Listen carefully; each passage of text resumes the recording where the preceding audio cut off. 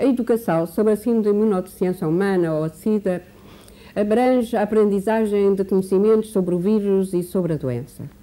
Tão importante como saber estes aspectos é a informação sobre os comportamentos de risco e os meios de nos defendermos do vírus. É igualmente fundamental ter a consciência da responsabilidade e da necessidade de respeito pelos outros nas relações amorosas e no assumir da sexualidade de todos os jovens. O vídeo que irão ver e comentar com os vossos professores é um incentivo para falarem sobre a SIDA na vossa escola, com os vossos amigos, com os vossos pais. O diálogo que cada um de vocês irá potenciar é uma das mais importantes formas de lutar contra a SIDA.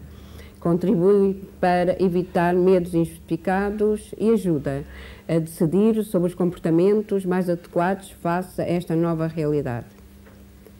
Com a vossa tão grande colaboração, discutindo o que vale e o que não vale nas opções da vida, estamos a contribuir para impedir a expansão da SIDA, com a esperança de que os jovens enfrentarão a vida de boa saúde, mostrando o que são e o que valem na frente desta batalha, como os homens do amanhã. Like, I don't think it's affecting our generation as of yet, but I think it's going to catch up with us.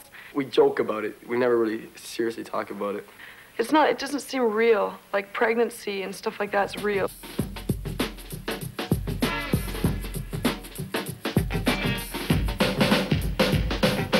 I'm gonna tell you about a thing that can kill you. If you don't know much about it, there's a need to be afraid. It's a disease with no known cure, and I'm talking about AIDS, yeah.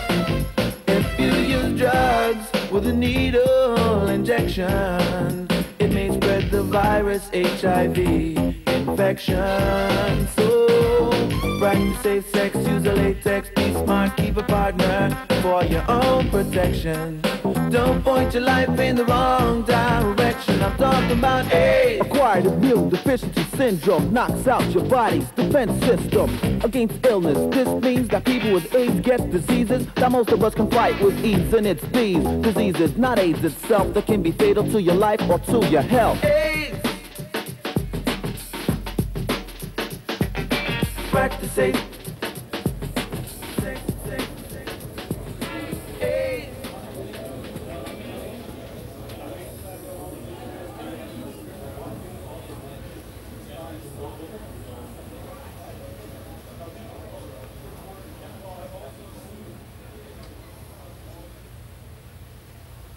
Good morning, my name is Paul Mango. I'm 30 years old, and I have AIDS. This morning I volunteered to talk with you about AIDS, what my life with AIDS has been like, how I feel about it, and how I'm living with AIDS. I'm not here to have you pass judgment on me. I'm simply here to enlighten you and hopefully break down some of the barriers that exist. AIDS is caused by HIV, a virus that breaks down the immune system. It's a virus that damages the body's ability to fight off infection and disease. I'm sure a lot of you must be saying to yourself, AIDS can't infect me. I'm straight. I'm not a junkie. Let me be the first to tell you how wrong you really are. When you think of gays, right away you think of AIDS, because that's how AIDS was most widely spread. When they think of AIDS, the first thing they think of is homosexuals. It's not me, so it's never going to happen to me, but it's sad in a way because it's such a misconception. I wouldn't just point the finger at a gay person and say, you know, you started AIDS. People can blame it if they really need someone to blame it on me. I don't care. But educate yourself, because realize that this is not just a disease of gays and blacks or injection drug users. This is a disease that affects everybody. It's a full scope. It's anybody can get it.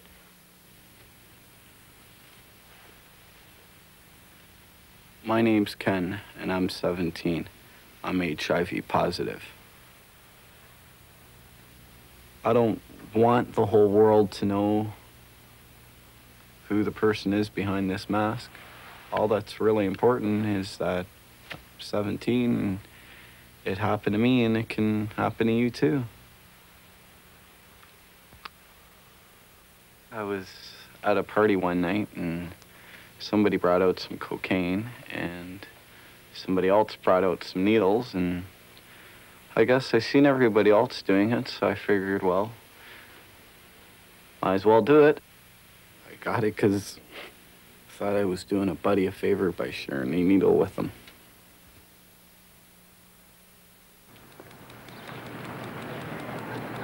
None of this seems real. I don't think he slept at all since he took the test. Just waiting for the results. Want to go to a movie later? Want me to come in with you? No. Okay. Stay here.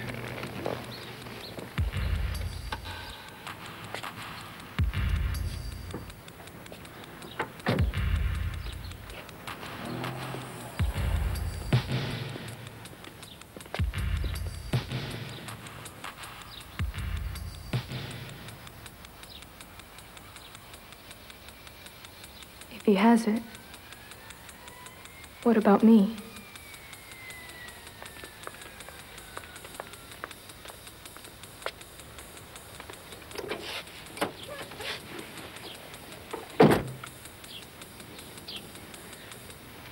I tested positive for HIV.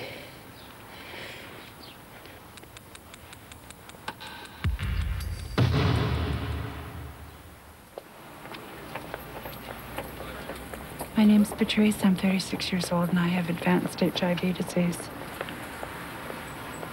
I knew that being an intravenous drug abuser puts you high on the list for transmission. I knew that little bit of knowledge, but I think we all think it can't happen to us. I had never, at that point in time, met anybody who had AIDS. And I didn't even view it as a gay issue. I just didn't think about it. I don't think I wanted to look at it. It was too scary. Women seem to be really closed about dealing with this issue because of what it suggests from background. What kind of background? Really sexually active, or intravenous drug abuse, or perhaps prostitution, whatever. And the mistake there is you don't know the history of all your partners. You just don't. You don't know their history. All it takes is once.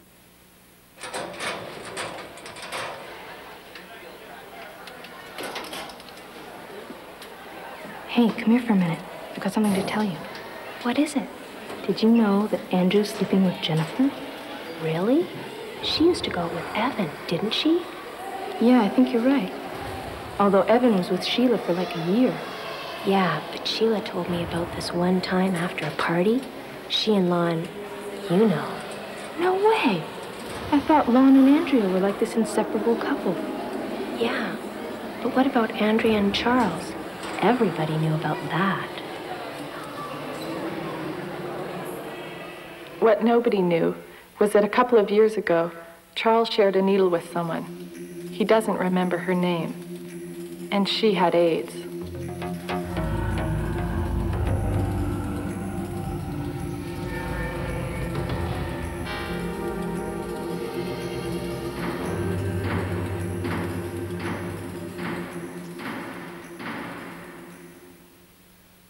You hear the younger kids talk about it could be transferred through toilet seats. People were saying, well, can it be transmitted through kissing and touching and drinking from somebody else's cup? Even talking to a person with AIDS, people think you're going to catch in, which is really stupid.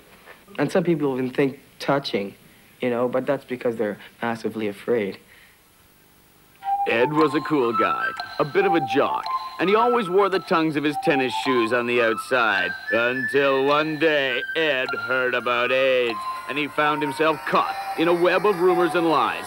Slowly, his fears turned him into the AIDS nerd. Watch Ed become a victim of stupid AIDS rumors, such as catching AIDS from shaking hands. Recoil in horror as Ed avoids giving his teammate the high five, choosing instead to send him a congratulatory card. Using restaurant utensils, watch with disgust as Ed eats scrambled eggs with his fingers. Dog saliva, gaze in terror as Ed finds himself alone in the house with Muffy. mosquito bite. Tremble with anticipation as Ed fights to the death with the bloodsucker from hell. Kissing, stare in disbelief as Ed loses all sense of human dignity and refuses to lock lips with his own girlfriend. The toilet seat, gasp with nervous tension as Ed fights to overcome this obstacle only to be dragged down into a dismal abyss of uncoolness and still more stupid AIDS rumors, including catching AIDS from the water fountain, using the telephone, donating blood, and hugging his own grandmother. From the swirling menace of the local swimming pool to the underlying malevolence of the deodorant spray, journey with Ed as he is transformed from Ed, cool guy, to Ed, the AIDS nerd. Don't let it happen to you. If you want to prevent yourself from getting AIDS, you have to know the facts. I know that's a real cliche term, but you really do. You can't get it from things like that. You can't get it from kissing. You can't get it from touching. Actually, there are only 3 ways you can get HIV, the AIDS virus. By far, the most common way is through vaginal or anal sex. From a guy to a girl, from a guy to a guy, from a girl to a guy. The second way is through blood. If you borrow or lend needles to shoot drugs, then you're at risk. And the third way is from an infected woman to her unborn baby. I think a lot of people wonder about kissing if you have a cut in your mouth, and if oral sex is safe. We haven't got a single case on record of kissing transmitting the virus. Of the millions of people worldwide with HIV infection, we think there are only 12 that have been infected through oral sex.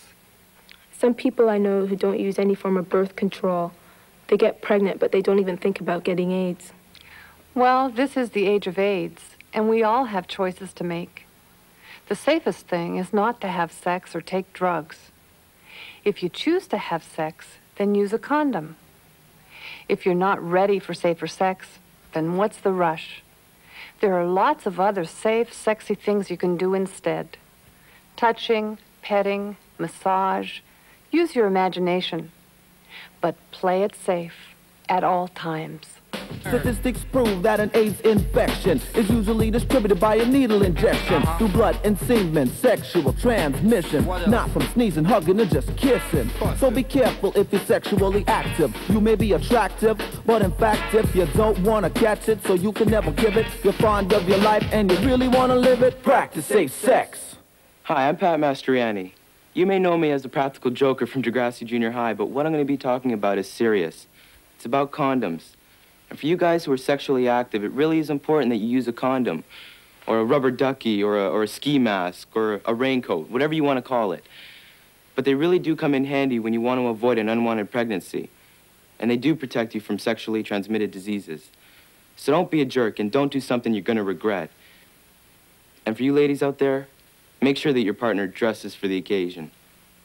My mom's always brought me up to be kind of like a gentleman and that sort of thing, and I don't know, I've always come across thinking that it's my responsibility to carry one. A lot of them complain they're not comfortable, but who cares what they think, right? Hi. How to correctly put on a condom. Now, we all know that condoms come in packages like this. So, remove the condom from the package. Carefully! Excuse me? You heard me, carefully! Look, I thought we talked about this, all right? I thought we agreed that I was going to be doing the talking. I'm more qualified to be a penis, maybe. I've had experience doing this. I've been rehearsing all week. I'll leave it in your hands. Okay. Thank you. Now remove the condom from the package carefully. You don't want to tear the rubber. Okay. Now, when you're putting the condom on, wait a minute. Look, I thought you said you were going to let me do this. Remove all the air from the tip of the condom. Oh, come on. As if that makes a difference. It does to me. Okay. Remove all the air from the tip of the condom. What's wrong? This isn't going to be uncomfortable, is it? No, it's like stretch pants. Okay, then. So, you roll the condom onto the penis. Make sure it's rolled all the way down the penis, right down to the end. What's that? I can't hear you. Oh, after ejaculation. After ejaculation, hang on to the end of the condom and pull out. What's that? Still can't hear you. Throw the condom away!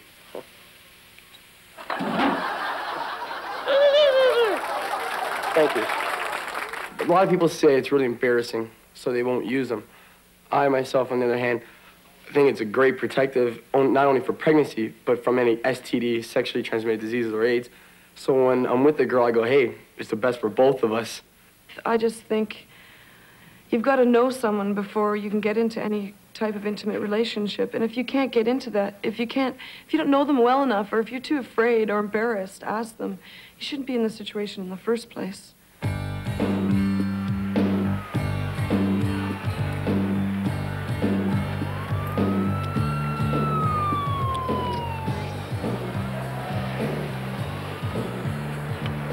Inside. No, it's nice out here. Let's stay a little while longer.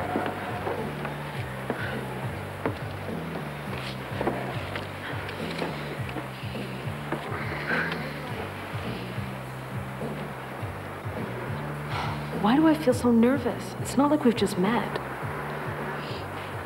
He'll use one if I ask him. I think. But guys hate rubbers. What do I say? First she gets mad when I suggest it. It's just that it's safer for both of us. So what are you thinking?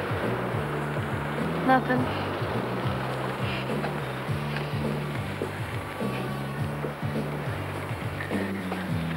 If he says no, what am I gonna do? Leave?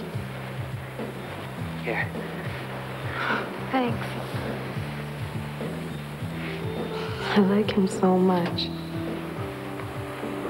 If he cares about me, he'll use one. Jeff, I think that if...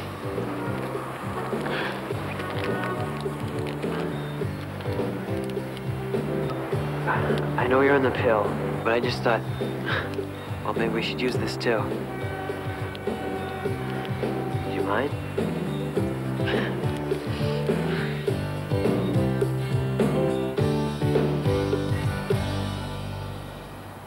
Hi, I'm Megan Follows. Let's be honest. The media has a tendency to glamorize and to exploit sex. It's really difficult to differentiate between our own desires and what the media is trying to sell us. But AIDS is not glamorous, and AIDS is a reality. Irresponsible sex is dangerous not only to yourself but to others. Sex is a vital expression, and we have the right to enjoy it. But along with that right comes the responsibility to protect ourselves and to respect the well-being of others. I would like to have some AIDS away time, but that would mean not taking my pills, and I have to take them every 4 hours around the clock, so I don't have that luxury.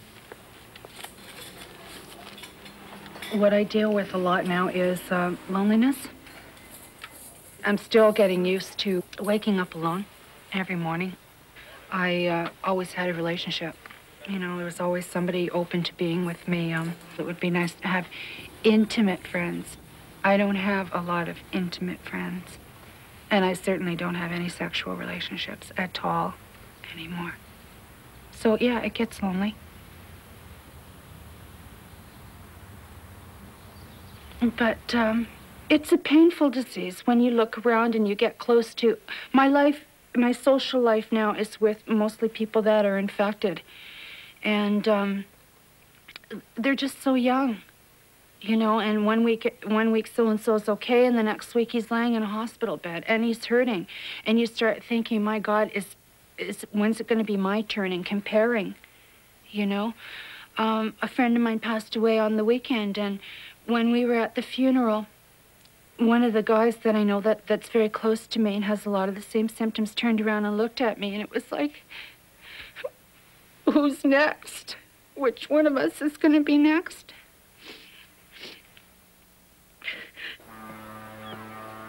About 8 months ago, I tried to take my life.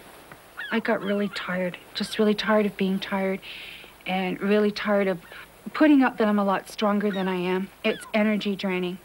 Yeah, I tried to lay down and go to sleep, but I guess there's a higher powers other plan for me because I'm here today and I shouldn't be. There's got to be something that I can do, some gifts that I can have that somebody else can be strengthened by. I think that it would be reward in itself if I can save even one person from getting this disease. Then that's a reward in itself. I was always going to run away with the circus. And when I was 6 and 7, I kept bugging the community clowns to let me be a clown, and kept bugging them and bugging them and bugging them, and finally they threw on the makeup and let me be a clown. I find a real peace, and I get a real kick and a real happiness out of making other people laugh. Okay, let go. Okay, you can let go now. But recently, the magic isn't there anymore. It's hard to put on a happy face when deep down inside, you know what you have.